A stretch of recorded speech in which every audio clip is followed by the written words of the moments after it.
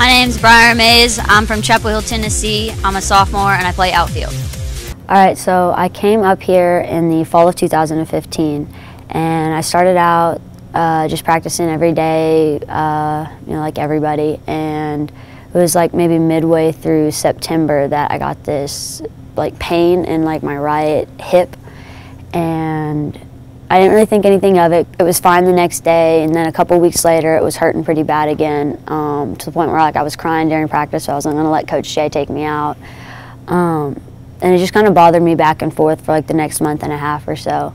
And then it was our last series for the fall, and I hit a ball up the third base line out to the fence and got a triple out of it, and I drove right into the third baseman's knee and like got all jammed up, and it really hurt, but I finished out the game. The next week we started conditioning, and we're doing like the drills where you got like the towers, you have to hold your legs at different levels. Well, I couldn't get my right leg off the ground, and Coach Jay and Coach Nemi were like, don't be a sissy, you know, you can do it, you're just tired. And I'm like, no, like I really can't do it. So Coach Nemi sent me to a doctor who thought it was a hip flexor injury and prescribed 7 weeks of physical therapy. So I did physical therapy all through November and December through Christmas break, and it was like 2 or 3 days before we had to come back up to school. I was talking to the physical therapist, and I was like, you know, my leg just hasn't gotten any better, like it's gotten worse. The pain is just like shooting down my leg. And he said, well, muscles aren't supposed to shoot pain like that. Like I really think you should go see your orthopedic doctor before you go back up to school. I went and saw my doctor who had been seen since I was a kid, and he scheduled me for an MRI up in Knoxville. And it was like 2 weeks later I got the MRI, and then we had to wait for the results another week or so. They emailed the results or something to my doctor back at home, and they called my mom and they said, I'm not equipped to handle, you know, the diagnosis of what this is, but I'm referring you to this doctor at Vanderbilt. And it was Dr. Ginger Holt, who's an orthopedic oncologist at the adult hospital at Vanderbilt. And so my mom called me and told me, and she was like, you've got a doctor's appointment, you know, you got to come home for a day or two. And I was like, okay. I was like, another doctor's appointment, like, what do they think? And she was like, you're going to see an oncologist. And I was like, okay. And she's like, do you know what that is? And I said, no, I don't know what that is. And she said, it's a cancer doctor. And it's the only time that I asked. I said, Mom, am I going to die? And she said, no, you're going to be just fine. And I was like, okay, that's enough for me.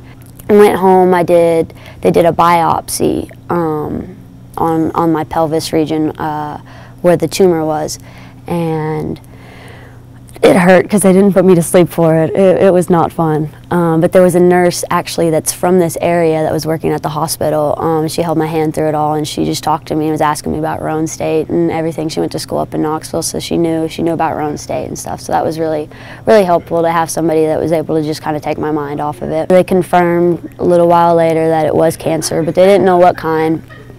And that was, it was February 2nd, 2016 that I was diagnosed. They referred me to an oncologist at Children's Hospital. Since I was only 18, about to turn 19, I was still qualified to be pediatric. And it was, what I ended up getting diagnosed with was Ewing sarcoma, which is a rare type of bone cancer found in young kids and young adults. We met with the oncologist, Dr. Scott Borenstein. He started talking about what my treatments would be and whatever, and I told them, I remember I said, all right, well, that's okay, I can fit that into my schedule. Probably won't ever forget. He just kind of looked at me and he said, sweetheart, you're not going to be able to go back to school, like you have to come home. And like I had been fine through all that. Like my parents, you know, they had cried and whatnot. I was fine, but when he told me that, like that was when I broke down and I started crying, because I was like, I don't want to leave, like I'm having so much fun, like I have a whole season, my team's relying on me. But you know, there's nothing I could do about it. And we were driving home, and I was scheduled for surgery like on a Friday. I think my treatment was on a Tuesday, or my meeting was on Tuesday. And we were driving home. It's like a 50-minute drive from Nashville to where I live. And I told my parents, I said, I want to go back up to school. I've got 2 days, I want to go up to school. And my mom was like, okay, well, you can go in the morning, because it was like a blizzard. It was snowing so bad. And my dad was like, just let her go. And my mom was like, it's snowing. And he said, just let her go, let her be with her friends. And I drove the 2 hours. I remember I called my best friend, Ben, because he wasn't in the dark. I couldn't tell him anything until I confirmed it. And so I called him, I talked to him, and then I called Coach Jay, and I talked to Coach Jay for most of the ride up, I think. I got off 347, I got off the exit. Instead of turning left to go to the softball house, I turned right and I went straight to Devonia because that's where my friends were, Malia and Chandler and Kyle and Haley. But I walked right in and everybody was already sitting there, they were just waiting, and I started and I told them, Malia was the only one on the softball team who knew, not even my best friend Hannah, she didn't even know. So I told Malia and Chandler, and I told the group, and we sat there and they prayed for me, and I said, I'll be back in a little while, I'm going to go to the softball house, I have to tell Hannah. So I drove back and I walked right in the softball house door to the triple room that Abby Schilling lives in now. And the whole, there was a group of Jenna and Hannah and everybody, and I just kind of walked in and I looked at Hannah and I just kind of, waved her out to my room, and I talked, and we sat in my room, we cried for a little while, but we decided it was going to be okay. The next day, we were hanging out, we were in the expo. It was softball and baseball working, and I wasn't allowed to practice, obviously. So I was just kind of sitting there on the bucket, and everybody knew something was up, but nobody knew what. They still thought it was just an injury. Coach Jay told everybody, when we got done with practice, we were all going to go back to the house, and I was going to tell everybody. And it's probably the hardest conversation I ever had to tell, because it was just I sat down and I just looked at everybody and immediately wanted to just start crying. It was so hard to get the words out. I barely did it before Coach Nemi just kind of jumped in and helped me out through it, and then everybody got up and we were all hugging, and I was like, I leave tomorrow afternoon, so I had that Tuesday night and Wednesday night or something like that. And we went and we just all hung out at Devonia that night, and I packed everything up the next day. I even, I was already withdrawn from classes, but I just was going to class anyways. I just sat down and I looked at the teacher, and they're like, you're not enrolled anymore. And I was like, I know, but I've got one day left. Can I just sit in here, just to be normal for one more day? And so I packed up everything that afternoon and drove back home. It was not a fun drive. I was very upset.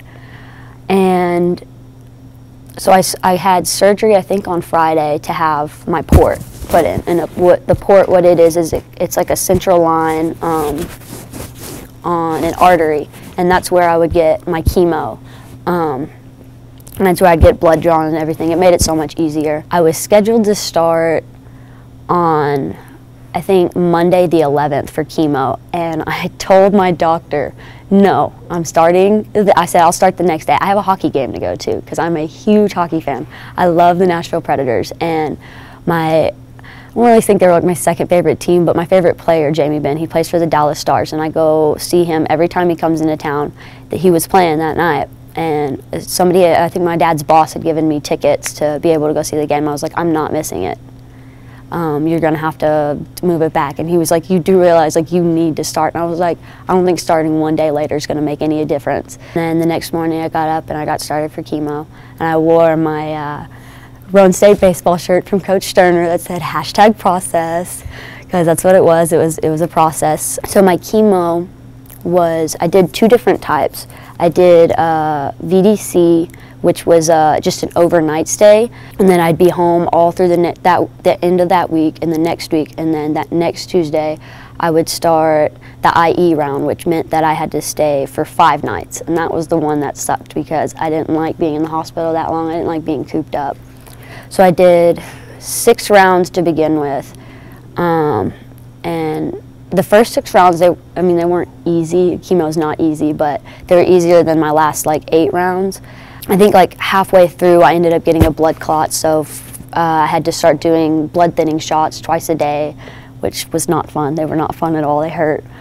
And then, so I did the 6 rounds. I went in for scans, and my tumor had shrunk 60% or something like that. And then I had my first major surgery on June 1st, 2016.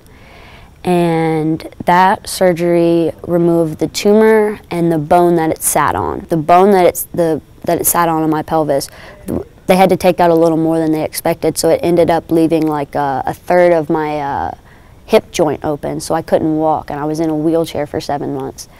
And I think I did okay the first couple of weeks after surgery, but then I got an infection towards the end of June, so I was in the hospital for like 2 weeks with that, and I ended up losing a total of 34 pounds. I went in weighing like 105, 110, something like that, and came out like the lowest point I reached was 84 pounds as a 19-year-old. And so they put a feeding tube in me, which was absolutely terrible, and I ended up getting sick, and it came out, and I told them, I said, you're not putting that back in, because like you have the choice, like they prefer that you listen to them, but I couldn't do it. Like, and I said, I'll eat every second of the day if it means I don't have to have that back in. So for like the next 2.5 months, every day, my dad worked like a mile away from our house, so he'd come home every day at lunch to make me lunch, because I couldn't walk, so I couldn't get up to do it myself. And he would bring me home a barbecue sandwich, a chocolate cupcake, and a sun drop, and I ate that every day for lunch. And then every night for dinner, I think for 2 months, we probably had spaghetti 4 out of 7 nights, because that's all I would eat. After I got rid of the infection and stuff, we started chemo back up, and I did 8 more rounds. And after I did those 8 rounds, which I don't even remember at that point, because I was just so exhausted and tired, I finished chemo, I think, November 14th, 2016, and there was no, I did all of my scans, there was no sign of the cancer in my body. And so then I had my port removed, and I had my second major surgery on December 16th, 2016, which was a total hip replacement and pelvic reconstruction. So I've got some pretty wicked scars. And I don't know why, I just assumed like I would be running 2 weeks after, or walking normal at least, but it was a longer process than I thought. I was prescribed 3 months of physical therapy after that surgery, and they wanted me to do more after, and I said, no, I'm done with the physical therapy, I'm gonna go play softball now. And I couldn't, because I still couldn't walk that well. I wasn't using crutches or anything, but like I had this horrible like hobble. And so I didn't play at all that spring. I don't know why I expected to play, but I guess it was the hope that kept it alive. So then the summer of 2017, I was back to being normal, but I was still really tired, which is one of the side effects, I guess, that my doctor said I would be tired for about a year after, and it would take a while to be able to stay awake, because like even during the games all last spring, I was asleep in every game. Like I remember there was one time Abby, I think we were in Georgia, like said to the umpire, because like all of a sudden I guess I woke up and we were all just going crazy, and so I was going crazy too, and she was like, you see that kid in the toboggan? She was asleep 5 minutes ago. But then the summer came, and I was getting better like through the days, like being able to stay awake more. I actually even did FCA camp, which was really cool. I was a huddle leader. And then we got back up here, and I don't know why my mindset changed. I guess it was just because like I expected more progress than what I had. And so I kind of came into the year thinking, this is my 3rd year here, like that sucks. I kind of wish I wasn't here. Like I'm not gonna play softball. Like I'm never gonna play again. Like I guess at that point just had no hope that I was gonna get to play. And so like I struggled with that a lot, because like I still wasn't released. My doctors hadn't released me. I still couldn't run. I couldn't lift weights. And so I was just back to sitting on the bench. I talked to my doctor, and he was like, you know, for young adults getting back into things, like they can kind of slip into a depression and anxiety and stuff, and I had that. I hit some pretty low points where I was just like, is it all even like worth it to still be at school and doing this? Like maybe I should just go home. Like I'm not gonna play softball again. And then my doctor released me in December, and I was able to start working out again, and so that kind of got things going back right again. I started working out with the team. I started conditioning. I was kind of scared to start conditioning, because I was like, I don't think I can run as much as you guys. Like I can't, like I limped so bad, but I mean just the progress that I feel like I've made since January is just really good.